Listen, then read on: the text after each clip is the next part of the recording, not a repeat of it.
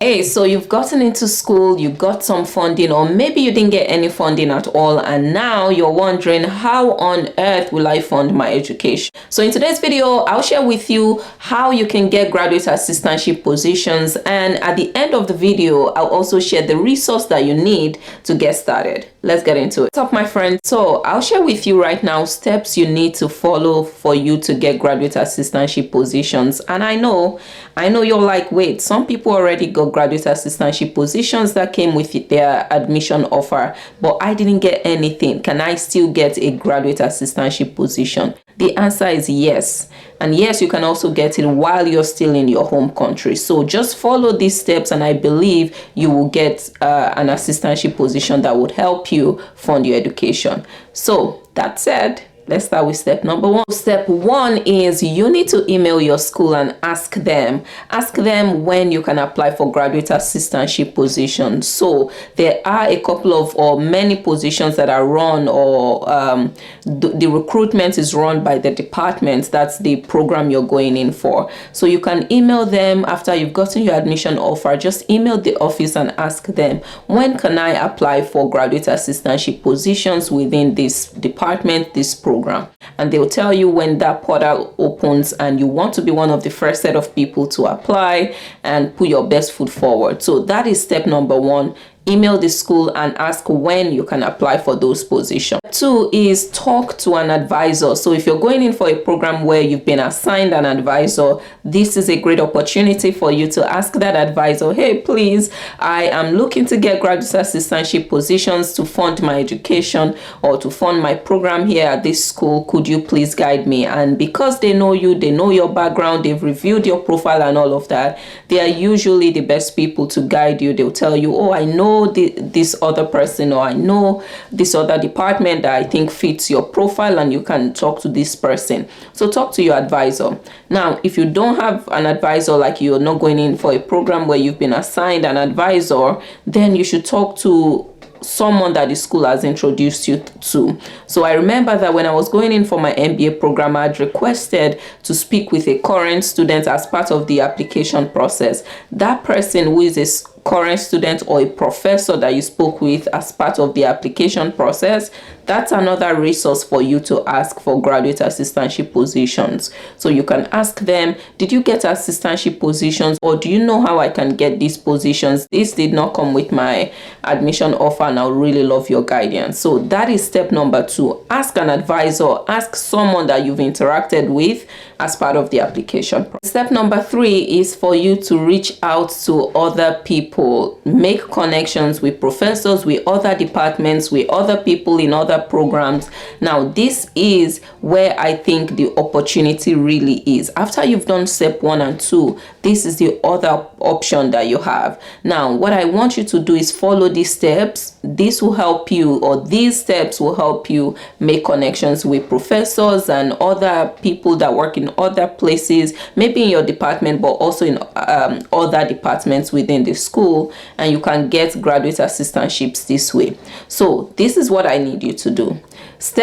The first step, I want to say step one within this third step, is create a list of professors that teach programs or that do research or that do anything related to your experience, your education, your background in any way. Say you studied psychology in your undergrad, for your undergrad, and you know a professor that teaches something related to that, that professor should be on your list. So go on the school's website and look out for professors that have anything or that do anything related to like the experience that you have or your educational background. So create a list of professors. If I were you, I'll create a list of 30. But even if you have a list of 5, that's okay to start with. So the first thing you need to do is create a list of professors that do things related to your background that you plan to reach out. Okay, the next thing you want to do is create a draft email. So create an email that you plan to send to each of these professors. Of course, you cannot send all of them the same template email. You need to tweak the email to suit what they do, their experience, their background, and how it's related to yours, right? So the next step is for you to do a draft email that you plan to send to these professors or these people. Now, what you need to have in that email is you introducing yourself, your background, your experience, your educational background, your volunteering experience, something that's related to what they do. For instance, I noticed you're interested in this field, or I noticed you do research in this area. I worked 5 years in this field and I led this kind of project, and I think I'll really be a valuable resource to you. I'm looking to learn more about this, right? So you need to introduce yourself in that email and share why you think you will be valuable to them. Now, at the end of that email, you need to have a call to action. You need to ask them, is it okay? Would you have 15 minutes over the next couple of weeks for me to really learn more about what you do in this field and how I can potentially contribute? You need to have a call to action. You need to ask them for something. Some of them, your ask could be, could you introduce me to whoever is running this recruitment or this process in your department, right? But you need to ask them for something. And then once you do that, you follow up in a couple of days. Now, one of the questions I get is, how do I even send this email? Do I send this email after I get to the US or to Canada or to the UK? Can I send it from my home country? Yes, please send it like right now. Once you have your admission offer, start sending those emails to professors. And I'm going to put a screenshot or something in the description. I don't even know if YouTube description, but I'll put it, just gives you an example of this email that I drafted some months ago. Description and tweak it. Mine should give you an idea of how that email should be. One more step is, after you've reached out to these professors, they will likely ask, or they will likely say, oh, I'm not hiring, I'll introduce you to this person, or I would love to chat, you know. Now, this is what you need to do. You need to prepare for that chat like it's an interview. It's not going to be serious, but please make sure you prepare. Be prepared to talk about your experience, why you think you want to work with them, what, you know, caught your attention when you were checking their profile, things like that. So be prepared to have an interview with them. It's kind of called informational interview, but just know it's interview.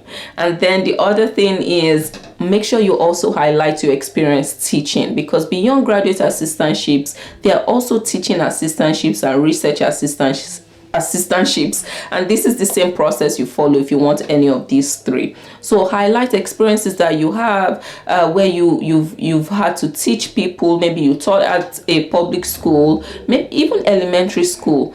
Any teaching experience you have, I think, will be valuable for you to share with these people. So make sure you highlight some of those experiences as well. Even if you led a training at your company or your former job, that's something you want to highlight. Righty, that's it for today's video. Please let me know if you have any questions in the comments. I'll also link previous videos that I've done related to graduate assistantships, teaching, research assistantships, and all of that. So please, if there's anything you need to take from this video, it is that if you already have an admission offer, you need to start working on this right now, even while you're still in your home country.